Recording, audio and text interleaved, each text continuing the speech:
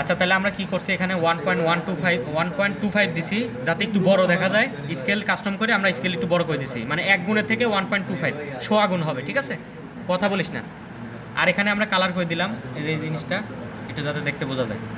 ওকে আচ্ছা, আর এই যে এই জিনিসটা এর যে মেজারমেন্টগুলো আছে এগুলো আমরা ম্যানুয়ালি এখান থেকে দিতে পারি। দেখো নোটেশন থেকে স্মার্ট ডাইমেনশন আছে, যেমন আমরা এখান থেকে দিতে পারি।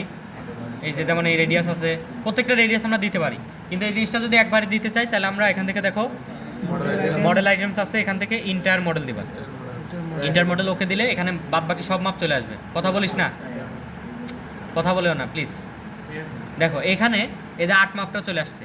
তোমরা যদি সেকশন করার প্রয়োজন হয়, অনেক সময় দেখবা যে বৃত্ত থাকে, মানে এখানে একদম ডিপ থাকে, তো ওই সেকশন করার প্রয়োজন হলে আমরা এখান থেকে দেখো ড্রয়িংয়ের মধ্যে দেখো সেকশন আছে, সেকশন নিলাম।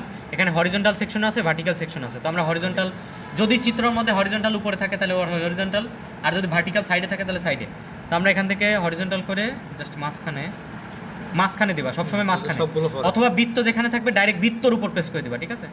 তো আমরা এটা মাঝখানের জন্য মোটামুটি এই জায়গাতে দিলাম যাতে এটা অর্ধেক অর্ধেক হয়। এখানে প্রেস করে ওকে দিলাম, তারপরে এই বাদ বাকি অর্ধেক মাপটা চলে আসলো। ওকে, তাহলে এ সেকশন দেখো এবং দিক দেখো।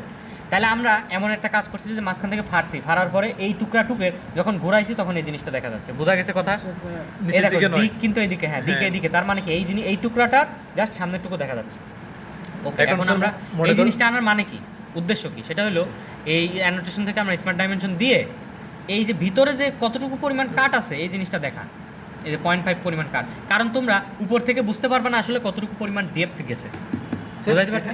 এটা এখানে দিয়ে দেয় এভাবে। হ্যাঁ, এখানেও যদি দাও তাহলে তোমরা দেখো কোনো কমেন্ট যদি এখান থেকে দিতে হয়, এটাকে বলো নোট। এই দেখো নোট আছে, তো নোট থেকে আমরা এখানে জাস্ট খালি যেখানে ফাঁকা জায়গা ওই যে ওইখানে দেখা আছে, এই যে নোট আছে, নোট, এই নোট দিলাম। নোট দেওয়ার পরে জাস্ট খালি এখানে ফাঁকা জায়গাটা প্রেস করলাম, আর এখানে আরেকটা প্রেস করলাম। দুইটা প্রেস করার পরে এখন দিয়ে দিই এটা কত ডেপথ 0.5।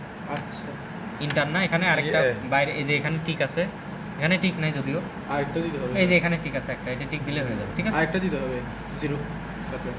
জিরো সারফেস না দিলে হবে, ওই যে এখানে ড্রয়িং এর মধ্যে জিরো সারফেস দেওয়া, যদি দেওয়া থাকে তাহলে এই যে উপরের সারফেসটাকে তোমরা জিরো দিয়ে দিও, ঠিক আছে? আর ডেপথ -0.5 দিলে হবে। কোনটা? ওটা এই যে অন্য গানে দিতে হবে। আরেকটা দেবে অন্যখানে নোট আরেকটা দিবেন একই লেভেলের দুটোই। না, একই লেভেল কেমন? এটা নিচে, এটা উপরের লেভেল না, হয়তো স্যার একই লেভেলের দুটো। এটা হলো height, H I G H T, height 0, height 0, তার মানে কি এটা হাইট 0-তে আছে, এটা দিতে হবে না। নোট আপনি ইচ্ছা মতো দিতে পারবেন। আচ্ছা, তাহলে এই জায়গাতে আমার ড্রয়িং যখন কমপ্লিট হবে, আচ্ছা ড্রয়িং যখন কমপ্লিট হবে তখন আমরা এই যেই ফরম্যাট আছে এই ফরম্যাটে একবার সেভ মারব। এই যে জব 1, এই রফিক ওই জব 1-এর মধ্যে সেভ। আরেকটা ফরম্যাট সেভ মারবো হলো সেভ অ্যাজ করে পিডিএফে। স্যার এখানে দুটো কেন করতে হবে? এই পিডিএফটাই মূলত আলটিমেটলি আউটপুট, মানে তুমি যে কাজ করতে, ঠিক আছে। আরেকটা সব আমি কি যদি কোনো কিছু এডিট করতে দিতে বলে না, প্রিন্ট করে দেখাইতে হবে না। ওকে, তাহলে এই হলো আমাদের তিনটা, মানে জব 1 গেল, শুধু জব 1, ঠিক আছে? এখন আমরা আবার আগের ড্রয়িংয়ে যাই। এই যে আমাদের এখানে জব 1টা আছে, এই জিনিসটা সেভ অ্যাজ করবা, সেভ অ্যাজ করবা, কিন্তু এটা হলো নতুন ফোল্ডার, মানে আবার রফিকুল নবীর মধ্যে যাও, এখান থেকে আবার জব 2।